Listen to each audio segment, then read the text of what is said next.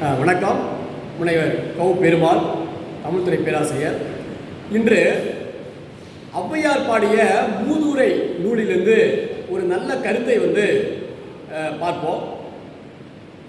அதாவது நெல்லுக்கு நீரை பாய்க்கும் போது அங்கே வளரக்கூடிய களைகளுக்கும் சென்று சேர்கிறது என்று சொல்கிறாங்க. அதில் அந்த நெல்லுக்கு நெல் பயிருக்கு தீமையை விளைவிக்கக்கூடிய அந்த களைகள் வந்தாலும், ஆனால் நல்ல பயிர்கள் உயிர்களுக்கு தானியத்தை கொடுக்கக்கூடிய அந்த நெல் பயிர்களுக்காக நல்லது செய்யக்கூடிய மழையானது பொழியும் அப்படின்றது சொல்றாங்க.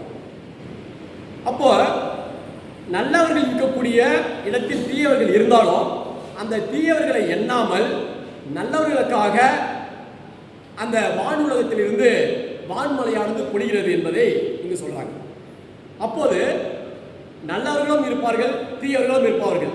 நாம் தீயவர்களை மறந்துவிட்டு நல்ல கருத்துக்களையும் நல்ல செயல்களையும் நாம் பின்பற்ற வேண்டும் என்பதுதான் இந்த மூதுரை. அந்த பாடல் வரிகளை பாருங்க. நெல்லுக்கு இறைத்த நீர் வாய்க்கால் வழியே போகும், புல்லுக்கும் அங்கே பொசியுமா, தொல் உலகில் நல்லோர் ஒருவர் உளரே, அவர் பொருட்டு எல்லோருக்கும் பெய்யும் மழை அப்படின்ற ஒரு பாடலை ஔவையார் மூதுரை என்ற நீதியில் உள்ள பதிவு செஞ்சிருக்காங்க.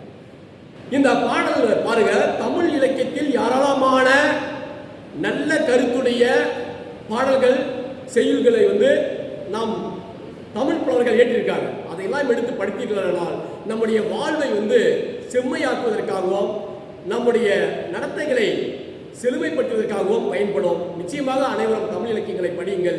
நன்றி, வணக்கம்.